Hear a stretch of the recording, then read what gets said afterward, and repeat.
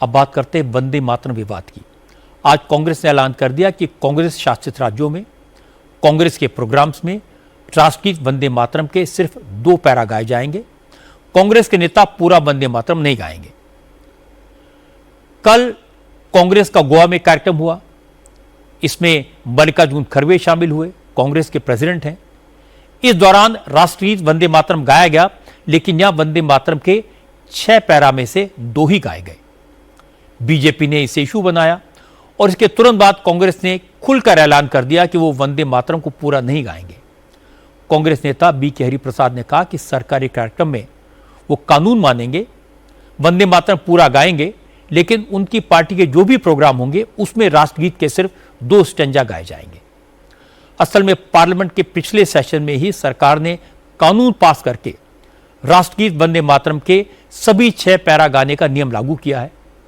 जो लोग राष्ट्रगीत का अपमान करेंगे उन्हें 3 साल की जेल हो सकती है। लेकिन कांग्रेस के नेताओं ने आज दावा किया कि सरकार को जो करना है कर ले, जेल भेजना है भेज दे, लेकिन वो वंदे मातरम के वही 2 पैरा गाएंगे जो 90 साल से गाए जा रहे हैं। जो लोग अपराधी है, वो जो लोग देशभक्तों को अपराधी बनाने का कोशिश कर रहा है, जो हमारा देश में जो इसी आजादी के बाद 52 साल जो तिरंगा नहीं फहराया है, वो लोग हमको देशभक्ति सिखा रहा है। हम सरकारी कानून को, हम देश का कानून को मानते हैं, मगर हमारा कांग्रेस का कार्यक्रम में हम सिर्फ 2 ही स्टैंजा गाते हैं। 2 ही गाते रहेंगे, 2 ही गाते रहेंगे। हमको जेल भेजे, कहीं भी भेजे, हम ये जो देशद्रोही लोग हैं उससे हम देशभक्ति सीखने का तैयार नहीं है। हम उसके खिलाफ लड़ेंगे। जो हमारा पूर्वजों ने हमको दिया है उसको आगे ले जाएंगे। ये देशद्रोही लोग हैं, आजादी के लड़ाई के खिलाफ थे, वंदे मातरम के खिलाफ थे, जनगण मन के खिलाफ थे, तिरंगा के खिलाफ थे, संविधान के खिलाफ थे। इन लोगों से हम सीखना है। अगर हम गलत है तो जेल डालने दीजिए। इंदिरा बंद में कार्यक्रम वो गलत गा रहा था लोग, तो सोनिया गांधी जी ने बोला गलत मत गाना है, ठीक गाना है करके सोनिया जी बोले हैं। बी.के. हरिप्रसाद ने कई बार बीजेपी के नेताओं को देशद्रोही कहा। फिर मल्लिकार्जुन खड़गे खुद सामने आ गए। उन्होंने भी कहा कि उनकी पार्टी को बीजेपी से देश प्रेम सीखने की जरूरत नहीं है। पिछले 90 साल से जो रीत चली आ रही है वो उसी का पालन करेंगे। गांधी जी से लेकर स्वतंत्रता सेनानियों ने वंदे मातरम के 2 ही पैरा गाए थे। बीजेपी क्या उन्हें भी दोष नहीं कहेगी? जो महात्मा गांधी जी वंदे मातरम गाते वही मैं ही गाया, जो जवाहरलाल नेहरू गाए थे वही गा। अब तक 18 साल तक उन्होंने जो गाया, एज ए उनकी सेंट्रल गवर्नमेंट, वाजपेयी ने जो गाया वही गाया मैं, और 12 साल तक इन्होंने चीफ मिनिस्टर होकर अब तक जो गाया वही वंदे मातरम गाया। अगर ये गुनाह है तो उन्होंने 18 साल से गुनाह कर रहे हैं। अगर यही गुनाह है तो गांधी जी के ऊपर केस डालो, यही गुनाह है तो नेहरू जी के ऊपर डालो, यही गुनाह है तो वल्लभ भाई पटेल के ऊपर डालो। अरे ये तो इनको मालूम नहीं। नो पैदा होने से पहले कांग्रेस वालों ने एक रेजोल्यूशन पास करके देश में कौन सा राष्ट्रीय गीत अपनाना ये किए हैं। तुम जो बोलते वही राष्ट्रगीत, आप जो कहते वही होगा। कल के दिन दूसरी सरकार आएगी, वो अगर कहे वही होता है। 90 साल से जो चल रहा है वही हम की। असल में केस बनने का सवाल तो इसलिए आया क्योंकि हाल ही में पार्लियामेंट ने एक कानून पास किया है। इसमें गांधी जी को और नेहरू जी को लाने की क्या जरूरत? 15 अगस्त को कांग्रेस के दफ्तर में फ्लैग होस्टिंग के दौरान वंदे मातरम गाया गया था। उस वक्त सोनिया गांधी कुछ इशारे करती दिखाई दी थी और बीजेपी ने इसे इशू बनाया, वंदे मातरम रोकने की कोशिश का आरोप लगाया। इसके बाद कल गोवा में खड़गे के प्रोग्राम में भी जानबूझकर वंदे मातरम के 2 ही पैरा गाए गए। इसे बीजेपी ने कांग्रेस की वोट बैंक की राजनीति बताया। रविशंकर प्रसाद ने कहा कि कांग्रेस ने 90 साल पहले मुस्लिम लीग के दबाव में जो गलती की थी उसे मुस्लिम वोट के चक्कर में कांग्रेस आज भी दोहरा रही है। इसका खामियाजा कांग्रेस को भुगतना पड़ेगा। उनके बौद्धिकता से गुणी मीडिया हेड ने कहा कि कुर्सी खोजी जा रही थी खड़गे साहब के लिए। यह बिल्कुल बकवास था। कल खड़गे साहब जब गोवा गए तो वहां भी पार्टी के कार्यक्रम में 2 स्टांजा ही गाया गया। कांग्रेस अगर इस तरह की हरकत करती है तो कृपा कर करके वो भारत की आजादी आंदोलन का एकमात्र ठेका लेने का अपना दम बंद करते। 36-37 में कांग्रेस का मुस्लिम लीग से पैक्ट हुआ था, याद करिए आप।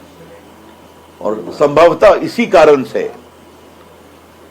मुस्लिम लीग के द्वारा दबाव बनाया गया कि आप सिर्फ 2 स्टांजा गाइए, बाकी में हमारी धार्मिक भावनाएं आहत होती हैं।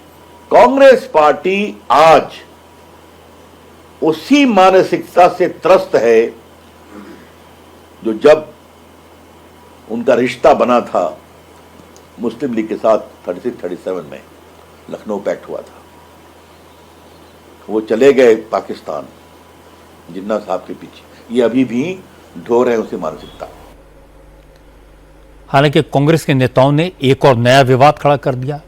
महाराष्ट्र कांग्रेस के प्रभारी और केरल के होम मिनिस्टर रमेश चन्नीसला ने स्वतंत्रता दिवस का एक वीडियो सोशल मीडिया पर पोस्ट किया। इसमें रमेश चन्नीसला तिरंगे के आकार का केक काटते हुए दिखाई दे रहे हैं। और जैसे वीडियो सामने आया तो महाराष्ट्र बीजेपी के नेताओं ने कांग्रेस पर हमला किया। महाराष्ट्र सरकार के मंत्री चंद्रशेखर बावनकुले ने कहा कि वोट बैंक के चक्कर में कांग्रेस मर्यादा की सारी हदें लांघ रही है। बावनकुले ने कहा कि अगर कांग्रेस में थोड़ी भी शर्म बची है तो राहुल गांधी रमेश चन्नीसला को तुरंत मंत्री पद से हटाएं। कांग्रेस पार्टी के जो नेता है, सोनिया गांधी जी, मल्लिकार्जुन खड़गे जी, राहुल गांधी जी, सारे लोग, उसके नीचे सारे, ये वंदे मातरम अगर हमने पूरा गाया तो हमारा एक वोट बैंक हाथ से चले जाएगा। जो वंदे मातरम को पसंद नहीं करता है, वोट बैंक की राजनीति, वोटों का लांगून चालन कर रही कांग्रेस पार्टी। कांग्रेस पार्टी जिस प्रकार से हम नहीं गाएंगे, हम 2 ही गाएंगे, हम 2 ही लाइन गाए कर बोलेंगे, ये जो कर रही है ये वोटों की राजनीति के लिए कर रही है। और ये वोटों की राजनीति बहुत देर तक नहीं चली। आज तो 15 साल से घर बैठे हुए हैं। अब इन्होंने वंदे मातरम नहीं गाया तो 2047 तक कभी भी इस देश की जनता इनको, जो अभी हालत की इससे भी खराब हालत कांग्रेस पार्टी की देश की जनता करेगी। रमेश चन्नीसला को शर्म लगनी चाहिए, देश की माफी मांगनी चाहिए। तिरंगा ध्वज, उसका केक बना के काटना, उसका वीडियो पोस्ट करना। गृह मंत्री है एक राज्य के, गृह मंत्री का भी इस्तीफा देना चाहिए, इनको निकाल देना चाहिए वहां के मुख्यमंत्री ने। सोनिया गांधी और राहुल गांधी ने अपनी भूमिका स्पष्ट करनी चाहिए। वंदे मातरम के मुद्दे पर एनडीए के खेमे में भी एक गड़बड़ हो गई। महाराष्ट्र के deputy chief minister Eknath Shinde के प्रोग्राम में वंदे मातरम की जगह लता मंगेशकर का गाया हुआ एक गीत बजाया गया। यह कार्यक्रम ठाणे में हुआ। जैसे ही मंच से वंदे मातरम का ऐलान हुआ, एकनाथ शिंदे अपनी जगह पर खड़े हो गए, लेकिन अचानक वंदे मातरम की जगह एक दूसरा गाना बजने लगा। 4 मिनट तक गाना बजता रहा और इस दौरान सब शांति से खड़े रहे, लेकिन एकनाथ शिंदे समझ गए थे कि गड़बड़ हो गई है। इसलिए जैसे ही गाना खत्म हुआ, एकनाथ शिंदे ने मंच से इसके लिए माफी मांगी, आयोजकों को ऐसी गलती दोबारा न करने की नसीहत दी। आपलं जे सुरुवातीला वंदे मातरम झालं ते जे संसदेने मंजूर केलेलं, मान्यता दिलेली कडवी नव्हती, थोडं गाणं होतं ते, तर ते पुढे संयोजकांनी यापुढे काळजी घ्यावी। वंदे मातरम जे आपलं संसदेत मंजूर झालेलं आहे त्याला मान्यता मिळाली आहे आणि तसंच वंदे मातरम प्रत्येक कार्यक्रमामध्ये आपण गायला पाहिजे। एकनाथ शिंदे मराठी में जो कहा उसका मतलब आपको हिंदी में बता देता हूं। एकनाथ शिंदे ने कहा शुरुआत में जो वंदे मातरम बजा वो सही नहीं था, संसद ने जिस राष्ट्रगीत को मान्यता दी है ये वो नहीं था।